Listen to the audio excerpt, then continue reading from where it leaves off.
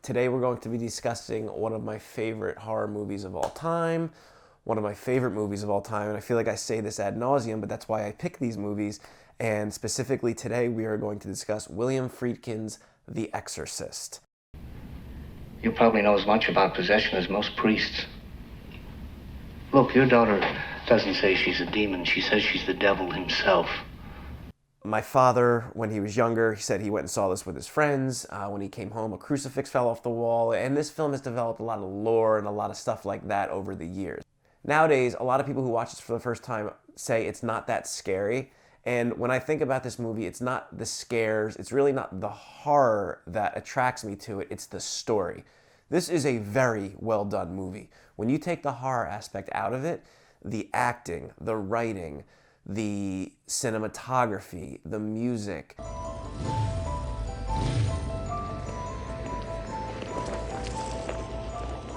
The story itself is a very classic good versus evil battle set in the city around Washington, D.C., following this famous actress and her daughter who suddenly comes down with something. And it's not a straightforward horror movie. Like I said, it's elevated above that. You have nuances, you have character subplots that really create depth within these people. You have Father Damien Karras, who's dealing with his mother who's sick. You have his own internal conflicts. You have Reagan, who, wonderfully played by Linda Blair, by the way, and we will get into that, who is living with her mother, Chris McNeil, but obviously there's an issue where the father's not present. He doesn't care.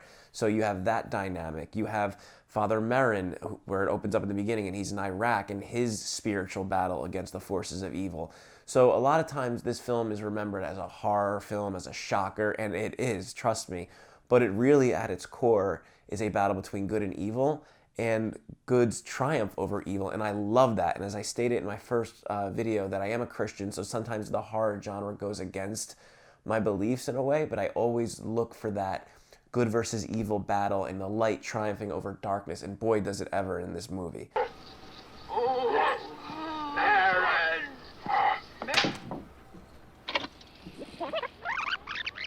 You know, we open up and we're in the Iraq setting, and it really set the tone there with the strange visuals, this seeping dread, this almost like ancient, which it is, this ancient evil which is starting to permeate into the story. And you obviously have the figurine, the little artifact that they find, and somehow that crosses into the film later. But once we get into DC, you know, we really, or I guess the area around DC, Georgetown, we meet Chris McNeil and we meet her daughter, and obviously Ellen Bernstein destroys this role in a good way. She is just fantastic, and she really is one of my favorite actresses of all time, and this film truly showcases her range and her talent. So what's wrong with her? We still think the temporal lobe. Oh, what are you talking about, for Christ's sakes? Did you see her or not? She's acting like she's fucking out of her mind, psychotic, like a split personality or... You know, we're introduced to her character, and she's a famous actress, she's pretty wealthy, but she loves her daughter, and she loves her job, and she loves and takes care of the people around her, whether it is her butler, her assistant, her film crew. She just seems like she's really loved and respected and has her life together in a sense, aside from raising her daughter alone and not having a partner and a father ex-husband that she has a lot of animosity towards. And we see that in some scenes when it's Reagan's birthday and she's on the phone with him yelling, and it's just, you know, really intense. It's those scenes that matter and those scenes that build the characters here. So obviously her world gets turned upside down once Reagan is possessed, and you have the whole sequences of her going to the hospital and meeting with this board of doctors, and they just can't figure out what's going on with her. And it's just becoming more dreadful because you're starting to realize at some point that maybe this isn't a physical ailment. And I mean, as we know that as the audience, because they do set that up in the beginning, but as far as Chris goes, the mother, the dread for her starts to build because the doctors truly have no answers. And they come across as they do care, but they do not have answers. And one of my favorite scenes is when they realize that and they ask her if she's a religious person. This detective that comes in and out of the film, and he is introduced once Burke is thrown. You also have this detective that comes in throughout the movie. Really interesting character, and he's established once the death of Burke happens that really destroys Chris's world, because I think there's a subtext that they were having a relationship. He's the director of the movie she's working on. And during Reagan's descent into madness, Chris comes home one night and she's told that he was found dead. He was drunk. He fell down the stairs around the block. This really nasty flight of stairs that comes back later. And she's distraught because I think she knows that Reagan potentially did it once the detective shows up to her house. And he's cordial, he's kind, he's kind of annoying, but I think that's his character. And he's convinced that it wasn't an accident, that someone threw him from her daughter's room, and he doesn't know why and how that could be possible if anybody had gone up there. And you see in her eyes and her acting that she knows it's the daughter, especially with not her daughter, but what's within her daughter. So now she's not only dealing with the health and potential death and demise of her lovely daughter, she's also dealing with the fact that there's legal issues here involved, that her daughter, or the demon within her daughter, maybe the devil, threw him out the window and killed him. And she mentions this to Father Karras later on, once they're deep within, ready to go for the exorcism, or at least when he was being investigating Reagan to get to the point of an exorcism. So yeah, you have this detective, and he's kind of in and out of the movie, and he builds a relationship with Father Karras, and he's a funny guy. He likes movies, and another really well-written, authentic, unique person that you would find in everyday life. And he comes off across as a detective, an annoying one, but that's their job.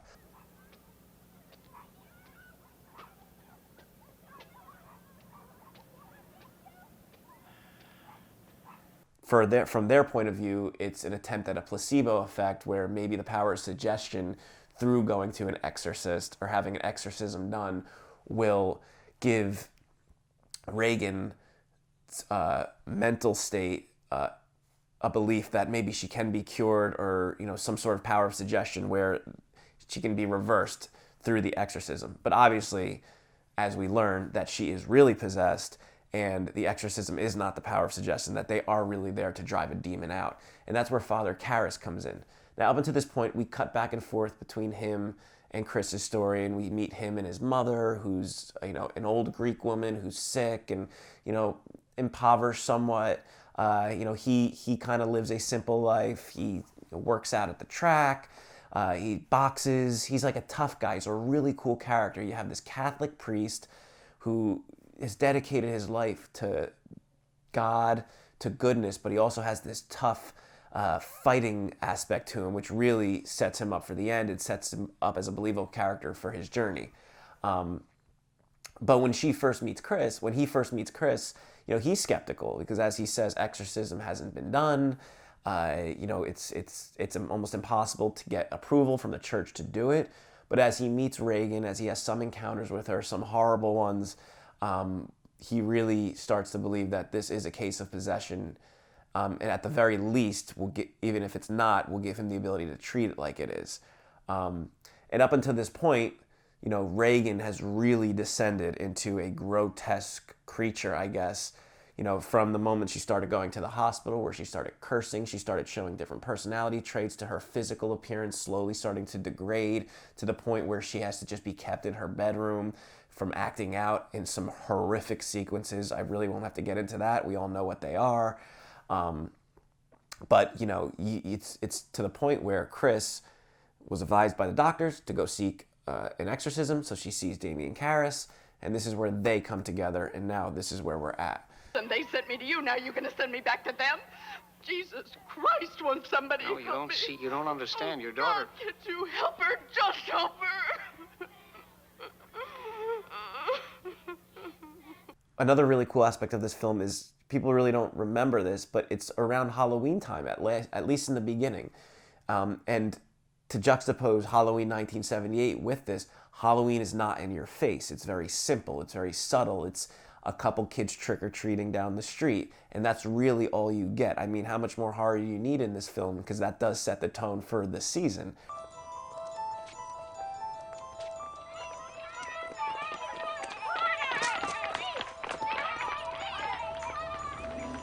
You have that amazing sequence where Chris decides to walk home rather than take a ride, and you have the Tubular Bell soundtrack hitting, and she sees the kids trick-or-treating, she sees the nuns walking, and it's just really an awesome, simple sequence that feels very authentic. And let's not forget, this was also filmed in the 70s, and William Friedkin has a nice, beautiful eye for that specific style of filmmaking, and it's gritty. You have the zooms, you have the long shots, you have the long takes, you have the veritas feel of the city, and just the way it's set up is really well done. And you can also see that in his other almost obscure film, Sorcerer. If you haven't seen Sorcerer, go watch Sorcerer. An amazing movie. Side note, just the filmmaking is very similar because it's from him, and he's got such a unique touch to it. But in The Exorcist, the cinematography and the directing is top notch.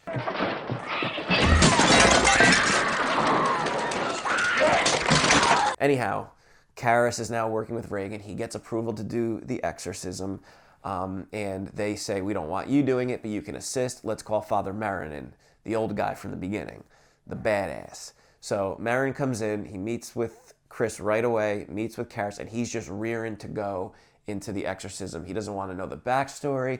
He doesn't want to know any of what Karras has picked up with because he knows what he's dealing with. He's done this before, and it's the same demon, obviously, that he had dealt with in a previous exorcism, because as there's a small scene where Regan, the voices within her, mention Father Karras, they mention the priest, they mention the father, so they know he's coming to confront him for this epic third act. So he shows up at the house. He, as I said, meets with Chris, meets with Karras, doesn't want to hear about anything that's going on. And there's this really interesting sequence where Father Karras says, so there's three voices. I've recorded three different personalities within Regan. And Father Karras says, there's only one. There's only one. And they're a liar. And he knows, and he's trying to set Karras up for what this is about to be. So there's a director's cut or an extended cut, and there's actually a small sequence in there that I'm thinking of now that is really beautiful, and I'm not sure why they took it out. I'm sure they had their reasons, but Father Merrin and Father Karras are going up the stairs. They had just prepared for the exorcism, and they're about to go conduct the ritual in Regan's room. And as they're going up, Father Merrin turns to Chris and says, "What's your daughter's middle name?" And she tells him, "Teresa." And he says, "That's a beautiful name." And he goes in, and it's just such a sweet moment because you have this mother, brilliantly played by Ellen Bernstein, who is in such grief and torment that she can't help her daughter, that he gives this small moment of light to her. And I think it establishes, I don't know what it was, to calm her, to kind of give an authority like, we have our stuff together, we're going to take care of it for you. I don't know, I just love that moment. What is your daughter's middle name, Mrs. McNeil? Teresa. What a lovely name.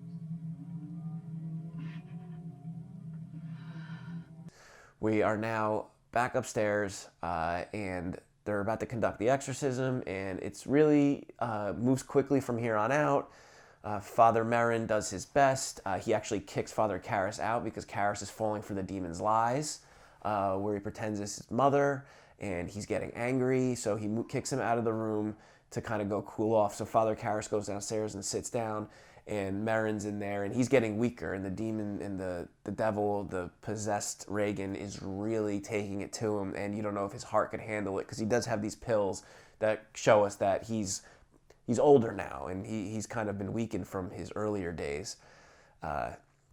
So you have this awesome scene now where Father Karras and Chris are sitting there, and I don't know, the scene it gives me chills and chokes me up thinking about it, because she turns to him and she says, "Is she going to die, Regan?" And you have this Father Karras, this character who's, I guess, somewhat struggled with his faith throughout the film, a little bit, who's kind of just been, down. He's dealing with his mother, and he's kind of down on life, but he looks at her, and he turns to her, and he says, "No."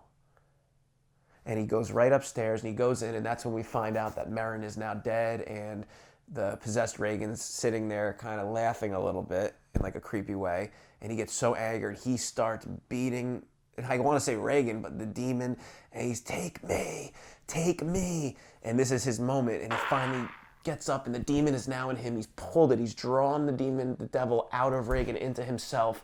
And now you see it in his face through the eyes and the makeup, and he's about to go strangle her, but then he finds the spirit and the God and the light in him to say no, and he screams it, and he jumps out the window and kills himself down the same flight of stairs that Burke died on.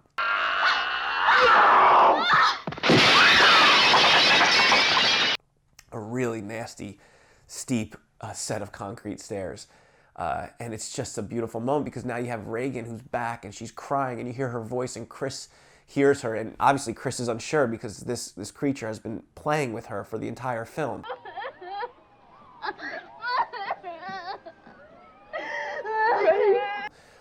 But she knows it's her daughter. She has that mother's instinct. She goes in there and she grabs her, and now you have Father Karras basically 90% dead on the bottom of the stairs, bloody, and he's grabbing his friend's hand, his friend who's another priest, and he's just squeezing it as he's getting told his last rites. And good has triumphed over evil, especially in this movie, which is a Catholic perspective, but I just love that battle, and light always triumphs over evil, and those are the best horror movies, and those are the best movies for me. I hate films that you want to kill yourself after, that are miserable, that have no out, where a good does not win. And I know that sounds idealist, and I know a lot of people like films where they're different and they're well done and they're realistic and they're written to the point where that's how the story goes, but I want to see a film, especially now where I am in my life, that gives me hope at the end, especially with what you went through in that movie with some of those scenes. Whew. So we're at the end. Reagan's pretty much healed. She's got a couple scars. She's a little shell-shocked, and she meets the other priest, the one who was Damien Karras' friend, who gave him his last rites.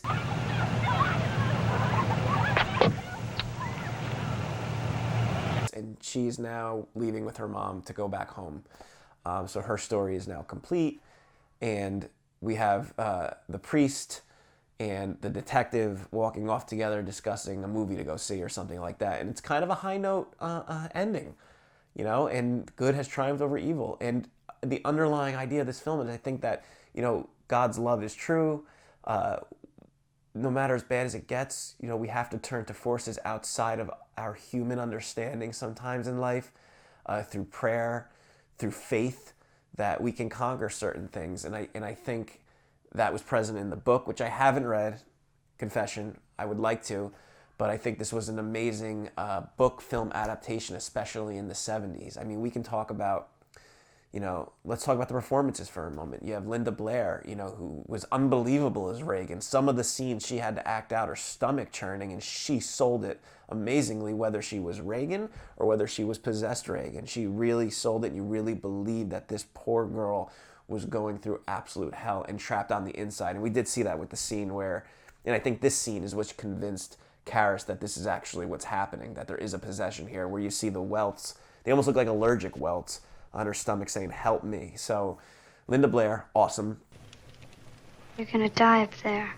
Ellen Bernstein, what can I say? Her range was incredible. Her whole journey with the doctors, her frustration, the love she has for her daughter, the love she has for her job, how put together she is. It was a strong woman. And, once you really, really knew that Reagan was declining fast and the doctors had no answers, you can see the pain in her face, the grief, the thick glasses, the sunglasses, the hat, the bruises from when she was getting hit by her possessed daughter. And that moment that she finally reached out to Karras and was so desperate that she just wants him to help her daughter, that she has no idea what to do. She sold that beautifully. She's one of the greatest actors of all time, in my opinion. You showed me Reagan's double. Same face, same voice, everything. And I'd know it wasn't Reagan. I'd know in my gut. I'm telling you that thing upstairs isn't my daughter. Now, I want you to tell me that you know for a fact that there's nothing wrong with my daughter except in her mind. You tell me you know for a fact that an exorcism wouldn't do any good. You tell me that! And then, of course, you have, obviously, Jason Miller as Damien Karras, who's incredible. I mean, when I first saw this, when I was younger, I didn't realize years later that this was the same guy as the coach in Rudy, at least the first coach in that film. And he's had a ton of roles, but this is just his, I think, his opus. He's incredible in this. He sells, like I said earlier, the tough guy priest who's flawed, who has issues, who's kind of lacking in faith, and his arc from that to hero is just amazing. So like, all the credit to Jason Miller. Like you really are one of the iconic horror movie heroes, film heroes, in my opinion. If you're the devil, why not make the straps disappear? That's much too vulgar a display of power, Karis. Where's Reagan? In here with us. Show me Reagan and I'll loosen one of the straps. Can you help an old altar boy, Father? Your mother's in here with us, Karis. Would you like to leave a message? I see that she can. You know, those are the three big ones. You have the supporting actor of the detective who did a good job, the supporting actors of the priests and the hierarchy of the church that Karis has to meet with. You have Carl, the butler, I guess, of Chris McNeil, and you know, he's really interesting. And you have that sequence where she isn't sure if he left the crucifix under the pillow, and she confronts him about that. You know, he's the one who says there's no rats in the beginning, you know, when she goes up into the attic, and that scene of like the flame blowing back, the real subtleness of evil leaving the attic now down into the house, into Reagan. You know, Carl's always there as this presence. And Chris's assistant's really well. And then you have all the side characters, you know, the director Burke, and they're just all so well done. And I think part of it is the 70s Veritas authentic filmmaking that really pulls out the authenticity of the characters as well. It was just a perfect storm of writing, story, cinematography, music, Tubular Bells, everything else, the score on top of it. It's a masterpiece in cinema, and it's got an uplifting ending, more or less. What else do we have about The Exorcist?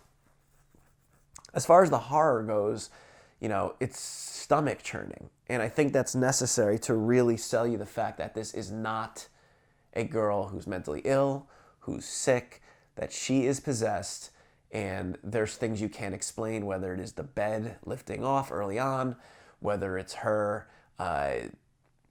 doing things she's never would have done, cursing, whether it's moving furniture, throwing things around, that whole scene where Chris runs in the room and she gets completely tormented, and the crucifix, I don't want to go into it, but you know exactly what I'm talking about. The one I will mention is, and I had read something recently about this and I never picked up on this, when Reagan turns her head, or the demon turns Reagan's head, or the devil, and says to her, do you know what your daughter did? I guess someone picked up on that, and I'm not sure if the writers intended it, I think they did. She's talking about when Reagan pushed Burke out the window and his head was turned around on his fall through his injuries. The demon turns its head around and says, do you know what your daughter did? Kind of mocking the situation. And this demon really mocks and is intelligent. It's not just a creature of mindlessness. It knows what's happening. It's manipulating people. It acts like the holy water is affecting it, but it knows it's not holy water, and that's to get Father Karras to question whether it really is a possession. It's just totally manipulative, a very terrifying villain that is otherworldly, that obviously only a man of faith or men of faith could handle in a situation like this. And it's really cool that it's just, you know, a actress and her daughter that get affected by this. You know, they really have no ties to Father Merrin. They're really not spiritual people. They're not religious people. They're just a normal family in America doing their thing, and they just happen to have this happen to them. It's an incredible movie. So if you haven't seen The Exorcist, I highly recommend you go watch it, and don't go into it thinking, I want to watch a horror movie and I need to be scared. And if I'm not scared, which I don't know how you can't be scared, the dread and the tone and the flashes of the devil's face and just the buildup of the movie is completely dreadful. But I think people go into it thinking that they have to be scared. So nowadays, a lot of it is, oh, that's not scary. I think it's scary. But aside from that, elevate yourself above the horror and just appreciate this for a movie of good versus evil with incredible performances and incredible directing and just an overall incredible production. So with that, thank you for watching. I hope you check that movie out and look forward to more videos. And I think I'm going to watch tonight. For some reason, I've just been on a Halloween 4 kick. I don't know why, but we'll get into that. Christ, who commands you? God the Father commands